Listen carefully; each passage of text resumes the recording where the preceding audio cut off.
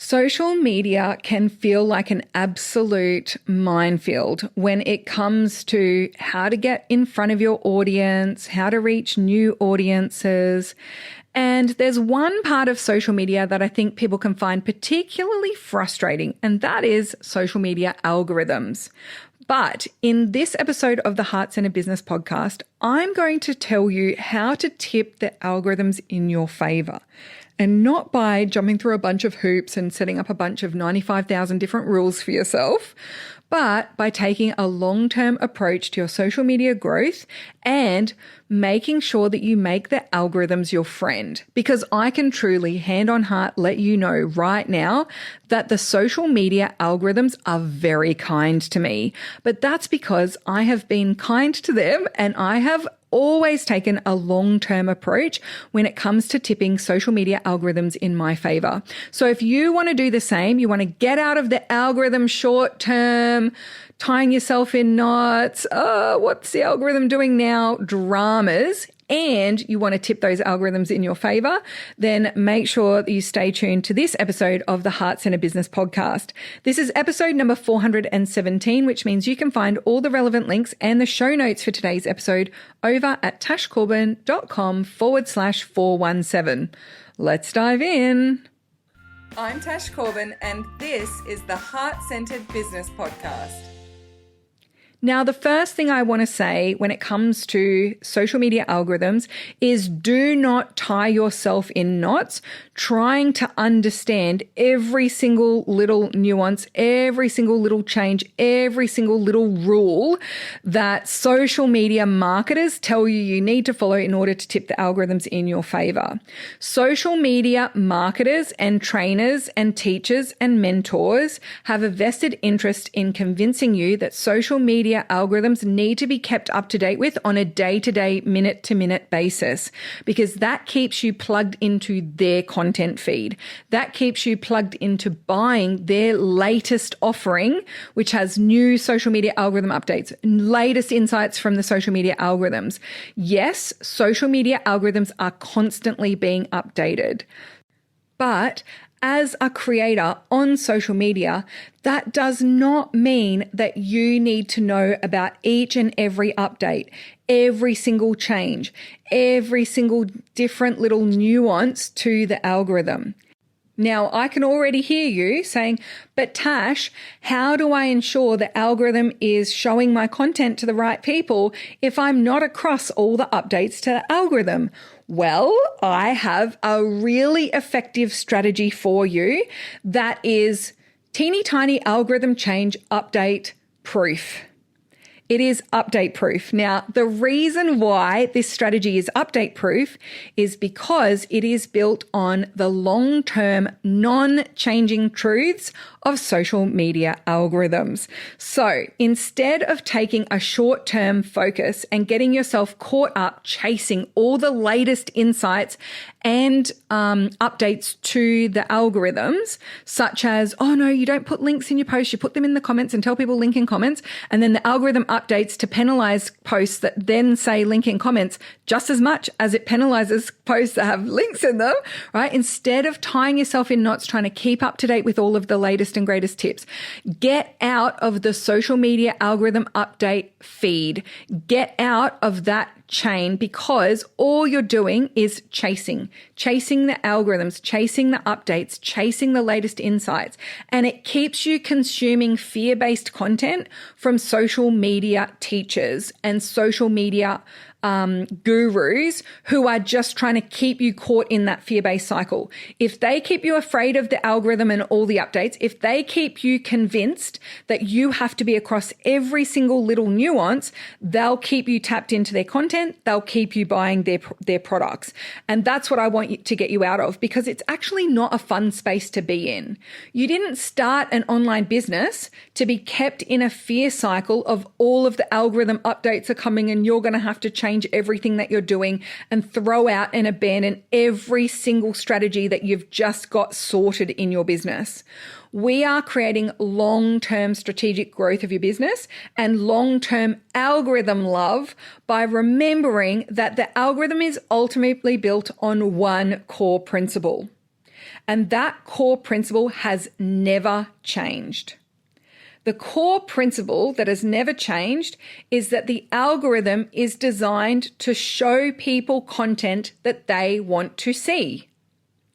The way that the algorithm measures the content that people want to see has changed in little nuances here and there, but ultimately the number one driver of your content getting shared further is engagement. Engagement drives reach. And so when you know that, you can build a long-term approach and the algorithm comes to you instead of you bending to the will of the algorithm.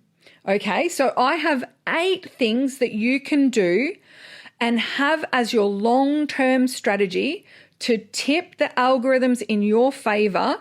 And the more consistently you do this, the more consistently the algorithms will reward you. And this is built on that one core principle that the algorithm's job, first and foremost, that never changes, is to show content to people that are actually wanting to see that content. So, number one, and this is only for Facebook, the rest is Facebook and Instagram, but number one, just for Facebook, is if you are going to build a social media presence on Facebook that you want as a business that scales to larger and larger audiences, build it on a Facebook page, not a profile.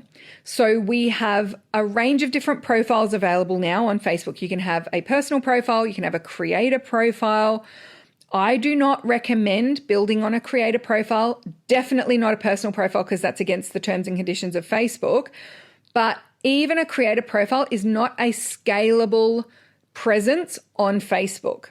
So your Facebook page is the number one place that you want to be building an audience on Facebook, not in a group, not on a profile, but on a page. That is often what social media marketers will say is the one place not to build it. That is where fear-based marketing will say there's no reach there. You can't grow an audience on a Facebook page. They are teaching you that because they want to keep you in a short-term algorithm cycle. We're not taking a short-term approach here. Yes, we're going to grow your audience in the short term, but we also want a long-term scalable approach. A profile is not scalable. You can only have 500 friends, and the way that you get followers on a profile is all completely organic. You cannot pay for ads on a profile, creator or otherwise. You also will find that for most people who teach Facebook profile, creator profile strategy, their number one strategy to get to your first 5,000 followers on a profile is to friend request strangers. Friend request people who did not ask you to friend request them without their permission. Go into Facebook groups, engage with a bunch of people on really vapid, surface level things and friend request them. Or even worse, they'll tell you to compliment people. Pretend you want to be a client. Pretend you're interested in their stuff. Pretend you want to mastermind with them. Tell them that they have lovely hair. Tell them that you love that color on them and then friend request them. It is built on lies. It is not consent-based. It is built on deception and it is not scalable long-term. It is a very short-term strategy. And in the short term, it relies on you bypassing people's consent, manipulating and misleading people, and then swooping in and making sales to them. And for most people, when they actually find out what the longer term strategy is with this kind of profile-based strategy, they're absolutely turned off. They wish they'd never done it. A lot of people have lost their profiles on Facebook because of these strategies, because it opens you up to more hackers. It opens you up to more reports as well. And so a lot of people end up losing their profiles because they switch it over to create a profile. They followed those strategies and ultimately it wasn't scalable anyway. So my number one tip is that you build everything on a Facebook page because 1, it's scalable. 2, it's less likely to get hacked. 3, it's far easier to protect. And 4, it is a long-term strategy that you can build based on consent-based approaches. And it means that you're only growing your audience with people who actually want to be there, who actually want to hear from you, instead of bringing them in on a deceptive or misleading practice. Number 2, engagement always drives reach. So your number one measure of the success of your social media approach, whether it be Facebook or Instagram or otherwise, is not reach. It's engagement. It's not how many people are following you. It's engagement. If you address everything based on engagement, you will actually be focused on the metric that is most likely to result in growth, and that is engagement. So that's number 2. Ensure that you are focused on strategies that grow engagement, not strategies that get you more followers, not strategies that get you more reach, strategies that get you more engagement. That will often mean that you are able to put the blinkers on and ignore a bunch of the fear-based stuff out there, because a lot of it talks about how to get more reach, how to get more followers. If that's what they're teaching, they're actually not teaching you strategies that are going to directly correlate with long-term growth and making sales in the short term. They're teaching you vanity strategies to get vanity metrics. So engagement always drives reach. So engagement is your number 1 focal point in terms of data.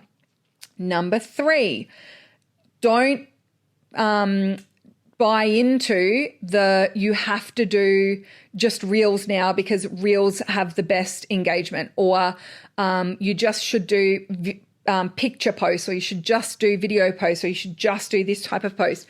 Always engage with a variety of post formats on whatever social platform you're focused on, whether it be Facebook, Instagram, or otherwise. So on Facebook, it's not just about having a picture and some words. It's not just about doing lives. It's not just about doing one type of post. You should have a variety of posts, because there are short-term times when Facebook and Instagram will preference different types of posts, but that will fluctuate. So we saw Instagram, for example, really prioritizing Reels when Instagram was trying to compete with TikTok. Now that Instagram is trying to differentiate from TikTok because it can see the shortcomings of that, we are seeing more preferencing for static posts. But there are hundreds and thousands of people who stopped doing feed posts on Instagram because for that period of time, feed posts were not being prioritized. So now they have to go and change everything again. And their Instagram profile has a huge void where there's no feed posts. And so the algorithm doesn't know to prioritize their feed posts because it has no data on whether their audience likes and engages with their feed posts because they haven't been sharing them for a year. So that's where we don't buy into the short-term advice. We consistently share a variety of post formats. So Facebook was prioritizing Facebook Lives for a long time, and then it started to deprioritize them. If during the time that Facebook was prioritizing Lives, you change your strategy to be mostly Facebook Lives, you would then suffer when the next algorithm update came out. But if instead you just used a variety of different post formats, you would not suffer. You would just often see an increase in the reach of your other types of posts without your Facebook Lives going down in their reach. So that's where we see great growth when Instagram and Facebook updates come. So when the algorithm updates come, I see a growth in my reach, a growth in my engagement in most cases across the board, because I'm taking a long-term approach and I make the algorithm come to me. Because if everything that I do is through the lens of knowing that the algorithm wants to feed my content to people who want to see it, I'm going to build my strategy to train the algorithm. My audience want to see my stuff. They want to engage with it. And if I'm training the algorithm to understand that about my content, I will always be prioritized. And that is my experience. And that is the experience of my clients who follow this strategy as well. So use a variety of post formats. On Facebook, you want some posts with images. You want some of your images to have words on them. You want some of your images to just be an image, whether that be a photo of your face and a selfie, or your professional shots, or you want all those photos are like flat lays, your office, the view from your office, the view of your you at a restaurant, you on holidays, your dog, right? So a lot of people brand every single photo that they put on social media. That's a mistake. You want some of your social media posts to have just look like someone's holiday snap, just look like a photo of someone's desk, because it's social media. We don't want it to look like an ad, which brings me to the next point, which is we don't want our content to look like ads. The more your words read like an ad, the more people think it's an ad. The more your images look like ads, the more people think it's an ad. Now, what is the number one type of post that people will be most likely to scroll on past on social media? Ads. So why are you trying so hard to make your posts look like ads? Posts want to be looking more like organic content. So that is why I do not recommend that all of your images have your website at the bottom of them. Looks like an ad. Has your logo on them. Looks like an ad. Has words across them. Looks like an ad. Use that sporadically. Have a variety of different image types and a variety of different ways that you post on social media, and you're going to have more of your content look like organic social content. That's the stuff that stops the scroll. Similarly, think about your first sentence of your captions on Instagram and your posts on Facebook. That first sentence is if people get stopped, their scroll is stopped by the image or the video, the next thing that will determine whether they stay engaged with that content is the first sentence. So does that first sentence say, hey, I'm a business owner who's trying to sell something to you? Or does that first sentence grab people's attention? Is it a nice hook? Does it have a great question? Is it a power statement? Does it reflect something that I'm actually experiencing right now? Does it actually get my attention? Now, I'm not saying that every single post should start with, oh, I want to be controversial here, because, yep, you can use those sporadically. They do tend to get people reading on. But if you're constantly using very hooky language, again, it starts to read like it's ads. It starts to read like promos. So just be mindful that first sentence is an important one. Don't make the first sentence about you all the time. The amount of people whose Facebook pages I scroll through, and every post starts with, I'm so excited to share with you. I was thinking the other day, I this, I that. I have this great idea of something we could do together. I'm just wondering what, right? Very self-oriented. Have some of your content on social media actually speak about the other person, speak to the other person. Hey, I've got a question for you. Da, da, da, da, da. I was wondering if you've got this on you. Have you got 2 seconds right now? You might be making this mistake on social media. But it's really being mindful that you're using a big variety, right? There's no such thing as a hard and fast. These are the top 100 first sentences to use on social media. If you download one of those freebies that's like the best 100 opening lines, you, along with 10,000 other people, have downloaded that same thing and are all using the same opening lines, plus 30 of those people who've downloaded it have copied that, and then they've promoted it to 1,000 other people. You are now amongst the thousands and thousands and thousands of other people who are all using those same lines. So in order for your content to not look like ads, this is tip number 4, my number one piece of advice to you is write your own content. Stop looking for swipe files. Stop looking for templates. Stop looking at other people's content, and start learning how to converse socially on social media. Start learning how to talk to your audience, and make sure that you're looking at your highest performing content and see why. What was the opening line on that one? I wonder why that got people's attention. I wonder why people really engage with that one. The more that you learn from your own content, the more you are working out what your audience actually engages with and what works for your audience. And then you're going to be impervious to other people's fear-based marketing telling you you're not using the right opening lines. So number 4, don't make it look like ads. Number 5, presence. You need to be there. So long-term, social media algorithms are going to reward engagement. Engagement comes from your audience engaging with your content.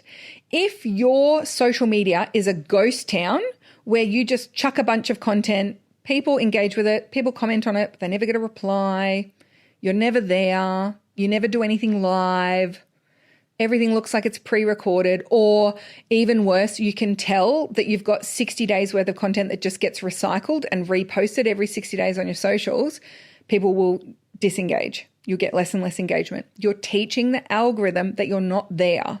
It will get less reach. It will get less engagement. It gets less engagement. It gets less reach. So you really want to take some time to be social with your audience because it's social media. Be present, be engaged. I check my own Facebook page every day that I'm working on my business. Now, I don't work on my business every single day. So some weeks it's 3 days a week, some weeks it's 4 days, some weeks it's 5 days. If I'm on social media for my business, I'll give a quick check to my page. Of course, I have alerts set up. I get notifications when people DM my page and my Instagram profile because I want to message people back. That's something that's really important to me, and it still works as a social media lead generation strategy, and it's really valuable for my business. There's probably going to come a time where I get too many DMs and I have too many notifications, and I'll turn some of those notifications down and I'll engage with it in a different way. But even if it's just visiting your own page on social media every day that you're working on your business and just having a little scroll through to see what was the most recent content, were there any comments that people made that I missed? Have I got any unanswered messages? Popping a little update on a post that went out recently. Even if you pre-schedule every post onto your socials, I would still recommend that you do some form of live content and something organically from time to time, because that organic presence that you are there, that channel, social media channel, is measuring that, and your presence grows the algorithm. It is rewarded on a long-term basis. Number 6 is consistency will beat flash and crash every single day of the week. So if you get all excited about social media and you post 3 times a day for 3 weeks, and then you disappear for 3 weeks, and then you get excited again and you post 3 times a day, and then you're there for 2 weeks, and then you disappear for 6 weeks, that is actually less effective for growing your engagement and therefore your reach on social media than just having 1 post a day the entire time. Just 1 post a day. If you can't do 1 post a day consistently, I would aim to get to that as quick as you can, but do 3 posts a week, but do it consistently. Consistency is far more valuable to you from an algorithm training perspective than having lots and lots of posts go out. Quantity of content is only effective in growing engagement and reach if it is sustained consistently. So get to 1 post a day like clockwork, without any interruption, without drama, before ever committing to increasing the level of content that you put up on socials. So consistency beats flash and crash every single time. Number 7, report on your social media results monthly, but review them and make changes quarterly.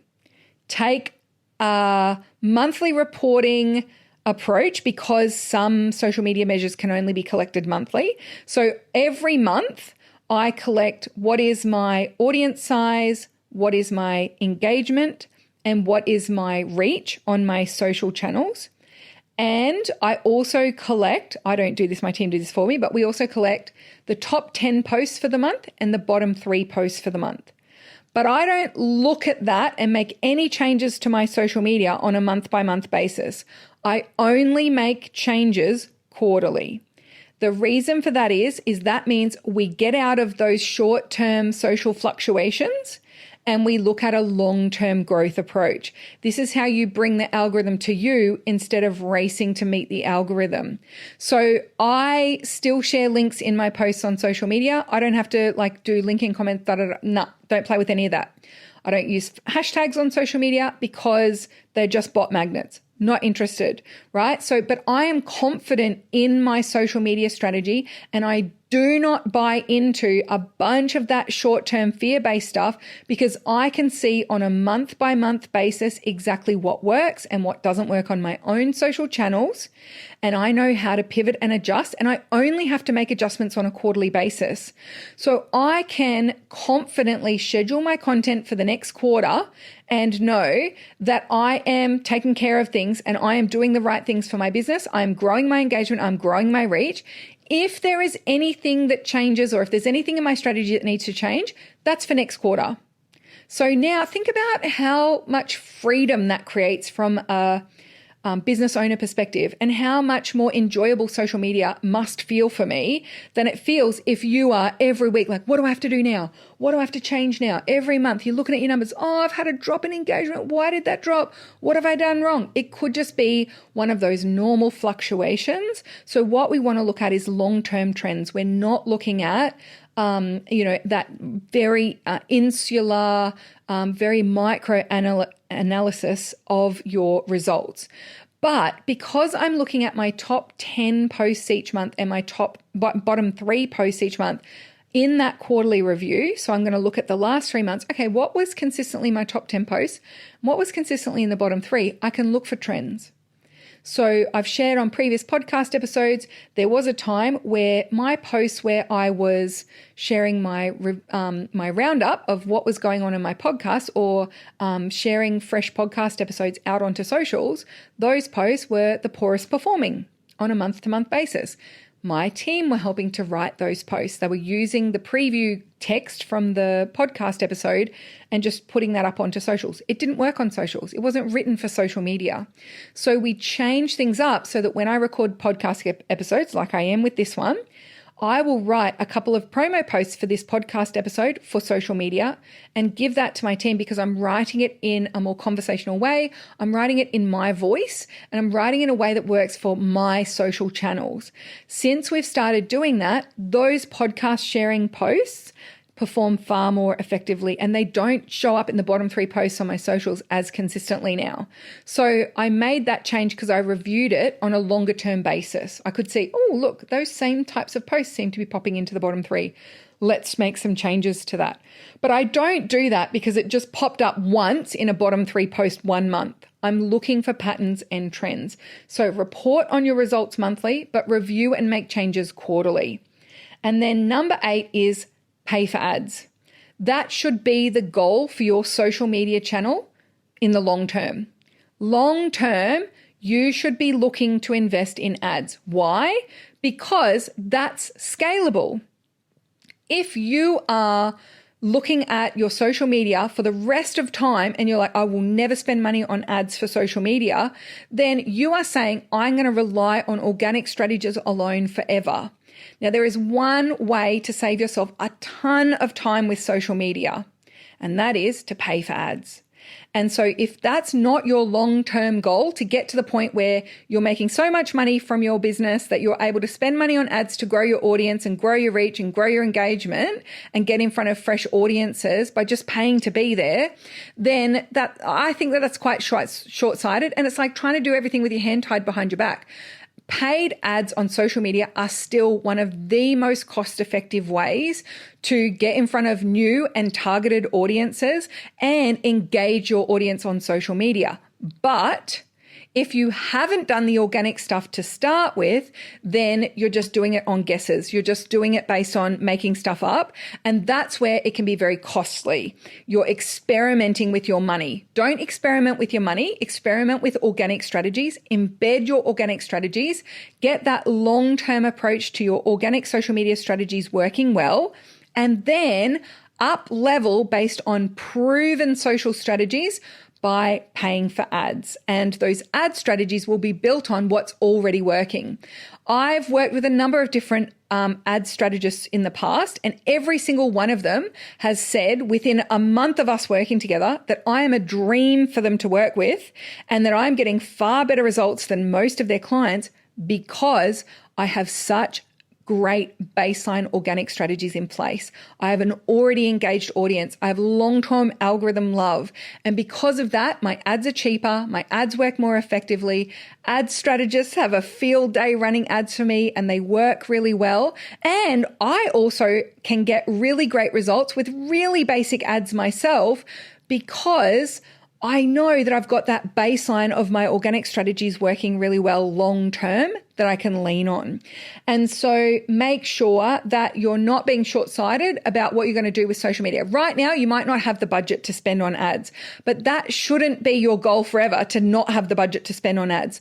Set a goal that you're going to get to the point where instead of putting time in to get money out of social media, you put money in to get money out of social media. And when you graduate to that point, you can really strip back the time that you're putting onto socials and instead invest that time in other value add strategic ways in your business, and your money can be doing the audience growth for you. Now, All of this might make you think that you have to be spending hours and hours a day on social media. Do not take that home as a lesson from this podcast, because I did not say that at all. Your social media strategy can, and I think should, be around 30 minutes or less per day. Ultimately, if you want to be on social media more than 30 minutes a day, go for it, right? I'm on social media more than 30 minutes a day on days where I want to be. Like I'll do an extra Facebook Live, or I'll just hang out on social media because I'm just bored and I want to hang out with people, or I've got extra time and so I'm starting to think of other ways that I can be on socials. But when it comes down to it, the things that I do consistently on social media, that are the ones that result in my biggest growth in terms of audience growth, engagement, lead generation, and sales from my social media activities, are done in far less than 30 minutes a day. Those things that get the best results, like 20% of my effort gets me 80% of my results. My 20% effort that gets me 80% of results is like 15 minutes a day, 20 minutes a day maximum. So sharing your posts on social media is really just a tiny part of the process. And we want to get to the point where creating and sharing posts on social media is actually something that is very streamlined, very straightforward, very easy for you to do, and it's very time effective. It's a very productive part of what you do. Now, one of the ways that I have helped people to do that in the past is through the Imperfect Post Project.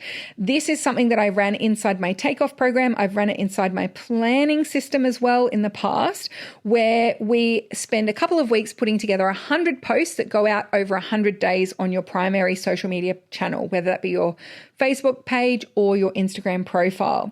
Now, I don't mention this because I want to sell it to you, because it's not currently available for sale as I'm recording this podcast episode, but I wanted to share that because in having run the IPP, the Imperfect Post Project, a few times now, I can tell you that the biggest light bulb people have from engaging in this and doing this process is how much time and brain space it was previously taking up for them to think about managing their social media. And that's because they hadn't been strategic about crafting their post strategy.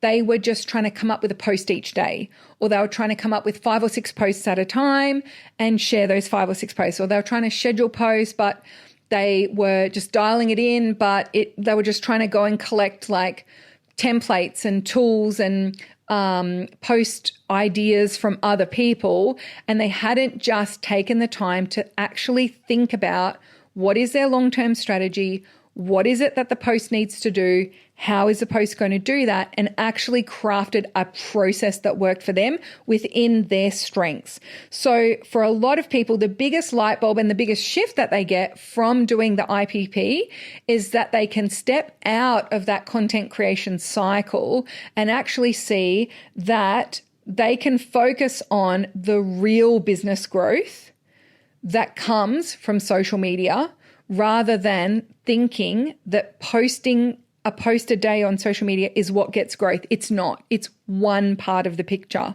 And when you can get that part of the picture taken care of strategically and quickly, then you have more time to focus that 15 minutes a day on social media on what actually gets you results, what actually validates by making sales, rather than chasing cold audience eyeballs, chasing ways to make posts that reach more people, chasing ways to create reels that go viral, but then actually don't result in any growth in your business, right? Like there are different things that we do on social media that grow our results and actually grow our sales. And most of that is not the posts that you share on social media. The posts you share on social media is the baseline. On top of that, we have your engagement on social media. We have lead generation, nurturing relationships with your audience, getting to know the members of your audience, striking up conversations, having DM conversations, getting people onto your mailing list, right? There's other things that we do. And for most people, they're so tied up in not just trying to get their posts out that they haven't even started to think about the other parts of the process. But the other parts of the process are what get you results. So if you haven't got your daily post going out on social sorted, find a way to get that sorted sooner rather than later. Now, if you are looking for further support with this, inside my takeoff program is the best place to get that. If you are not consistently getting hot leads from social media, you're not consistently making sales, and you know that social media is eating up a lot of your time for not really great results, then the takeoff program actually resolves that in the long term, right? The takeoff program includes the imperfect post project. It also includes getting the foundations of your business validated. It includes how to make sales quickly through validating your messaging, validating your niche. And so the takeoff program is the best way to do that. I understand that for some people, that's not available to them at this point in time. It is an investment to join the takeoff program. It is a mentorship program. You get my mentorship through the process. It's an ongoing mentorship program. And so it's priced appropriately for that. I understand that's not available to everyone. So number one, go and check it out and have a look and see if that is something that you would be interested in. If it's not right now for you, you can either join the waitlist, because doors aren't always open. So if doors aren't open, jump on the waitlist so I can let you know when they are open, and you can find out more about it as we go. You might set that as something that you want to do in the future. But also you're welcome to reach out and just let me know. Look, I am interested in the takeoff program, but it's a not for me right now. But here's why. And often there are free resources or other things that I can share with you or give to you or help you with that are going to get you to that point where you do feel like it is the right step for you to move forward. Or sometimes people say to me, I don't think takeoff is for me because of X. And I say, yeah, that's actually correct. What I would recommend is you go and follow this person, or you go and do this person's program, or you go and watch this podcast episode of mine and just do that. That's all you need. You've actually just got a tiny little hole here. Let's go and fill that one in. So I'm not afraid to tell people not to join the takeoff program if it's not the right fit. But that would be the best place to go if that is something that you know. Social media, algorithms, you're tied up in knots, you're doing a lot of work, but you're not necessarily getting the results. The takeoff program is definitely the best place for me to help you and support you with that in terms of the whole strategy and how it all fits together. But also I do have a free training. It's called Fast Track Your Business. And in that fast track training, I talk about, it's a little bit more of a step back from the detailed step-by-step strategy, and actually a step back to look at, well, what is it that you're currently doing? Which of the things that you're currently doing to grow your business is actually going to fast track your results, i.e. get you sales in the short term? And are there some gaps in that strategy? So what is the strategy that you can use to get sales sooner in your business? And it's a very practical training in terms of helping you to assess your existing strategy, but also helping to fill some of those gaps. So I will provide the links to both the Takeoff program and Fast Track Your Business over with the show notes of today's episode at tashcorbin.com/417. Thank you so much for joining me for this episode of the Heart Centered Business Podcast. I hope that you can see that by taking a long-term approach to tipping the algorithms in your favor, you actually save yourself a bunch of time, a bunch of headaches, a bunch of heartache, and a bunch of fear. And over the long term, you'll do better. But also over the short term, you'll be able to focus your time, energy, and attention on things that actually make sales rather than just trying to work the social media magic. Because, you know, I know people who've come to work with me who have followings of tens of thousands, if not, I've had someone who had 120,000 followers on Facebook, but they were making less than 10 sales of their product, which was under $100 every month, right? That is the result of following all the fear-based social media stuff. That is the result of being overly focused on reach and audience growth and not focus on actual long-term results in terms of sales, engagement, and connection with your audience. And she had spent hundreds of thousands of dollars over 10 years to build that audience. And she'd built an audience of people who weren't engaging, who weren't buying. And for what end? To what end? Sure, it's great for her ego to see she's got 120,000 followers, but it wasn't actually good for her business. Now, that can be turned around, but I'd rather that you build your audience full of action takers, full of engagers, full of people who are actually there because they want to hear from you from the outset, because then you're going to make far more sales from day one rather than waiting. You know, this person had said to herself, once I get 100,000 followers, surely I'm going to be making way more sales. And actually, she got to 120,000 and it still hadn't been fixed. And that's when she came to me. So don't end up in her situation. Don't fall for the short-term algorithm rhetoric. Look at the long-term growth. And if you're looking for more support with that, please do come and check out the Takeoff program and that Fast Track Your Business freebie at tashcorbin.com/417. Thanks so much. And until next time, I cannot wait to see you shine. Bye for now. Would you like more tips, tools, and resources to help you grow your heart-centered business? Head to tashcorbin.com today.